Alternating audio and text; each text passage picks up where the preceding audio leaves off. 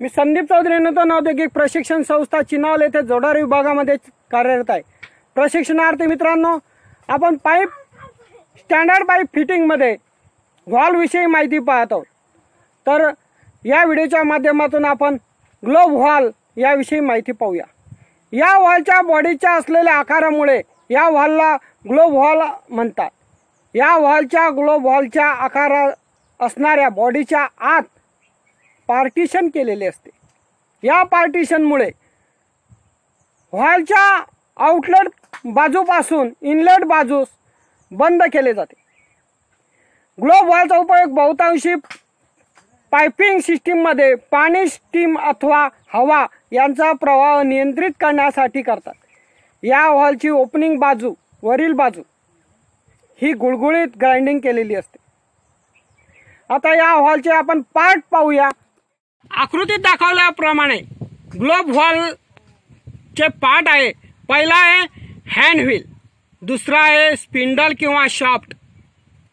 3 नंबरचा पार्ट दाखवलेला आहे ग्लँड नट, 4 नंबरचा दाखवलेला आहे स्टफिंग बॉक्स, 5 नंबरचा दाखवलेला आहे बोनट, 6 नंबरचा दाखवलेला आहे स्पिंडलचा थ्रेडेड भाग, 7 नंबरचा दाखवलेला आहे मेटल शीट अथवा डिस्क विथ रबर वॉशर, 8 नंबरचा इनलेट, 9 नंबरचा आउटलेट, 10 नंबरचा व्हॉल्व सीट आणि 11 नंबरचा ग्लोब शेप्ड बॉडी। अशा प्रकारे ग्लोबल व्हॉल्वचे आपण पार्ट पाहत आहोत।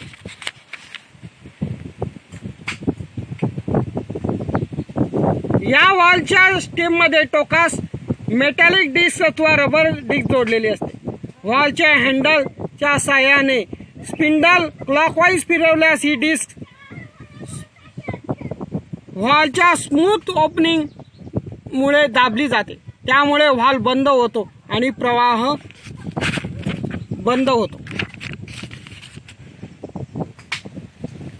बोनटच्या वरील भागास असलेले हाऊस स्टफिंग बॉक्स पोकळ असते। त्यामुळे पॅकिंग हेम बसवलेली जाते। पॅकिंग बाहेर येऊन न देता स्टफिंग बॉक्स दाबली जाते। दाबली राहावी यासाठी ग्लँड नट बसवलेला असतो। त्यामुळे या ठिकाणाहून लिकेज होत नाही। जर पॅकिंग आणि नट व्हॉल्व स्टीम यामधून लिकेज होण्यास सुरुवात झाली तर ही पॅकिंग बदलावी लागते।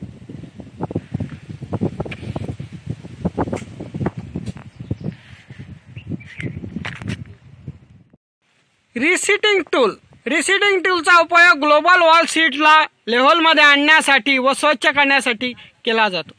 या रिसीटिंग टूलला एक स्टील शाफ्ट असतो। या शाफ्टच्या एका टोकाला कटर असते व दुसऱ्या टोकाला गोलाकार हँडल असते। रिसीटिंग टूलमध्ये पुढील भाग आहेत हँड व्हील, स्टीम आणि shaft, feed screw collar, taper, adapter cone आणि कटर्स। अशा प्रकारे रिसीटिंग टूल आहे। मित्रांनो, पुढचा व्हॉल्व आहे निडल व्हॉल्व। निडल व्हॉल्व हा बाहेरून ग्लोबल व्हॉल्व प्रमाणे दिसतो। याचा उपयोग पाईपलाईन मधील प्रवाह सूक्ष्मतेने नियंत्रित करण्यासाठी करतात। या व्हॉल्वला असलेल्या टेपर निडलच्या द्वारे सूक्ष्म नियंत्रण मिळवले जाते। प्लग कॉक, हाय प्रेशर नसणाऱ्या ठिकाणी प्लग कॉक वापरणे जाणे सोयीस्कर जाते। प्लग कॉकच्या बॉडीमध्ये एक प्लग असतो। हा प्लग पॅरलल टेपर किंवा गोलाकार असतो व पाईपच्या बोरच्या क्षेत्रफळा इतक्या होलमध्ये बसवला जातो। प्लग कॉकला असलेल्या हँडलच्या साहाय्याने बॉडीमध्ये फिरवून पाईपमधील प्रवाह प्लगच्या एका बाजूला दुसऱ्या बाजूकडे जाऊ दिला जातो आणि प्रवाह थांबवले जाते। पुढचा प्रकार आहे रिलीफ व्हॉल्व। रिलीफ व्हॉल्व एक सुरक्षित साधन आहे। अगोदर सेट केलेले प्रेशर येत नाही तोपर्यंत हा व्हॉल्व स्प्रिंगच्या साहाय्याने बंद स्थितीत पकडला जातो। प्रीसेट प्रेशरला पोहोचवल्यावर हा व्हॉल्व उघडला जातो की ज्यामुळे द्रव अथवा गॅस बाहेर पडतात आणि पाईपलाईन मधील प्रेशर कमी होते। अशा प्रकारे हा रिलीफ व्हॉल्व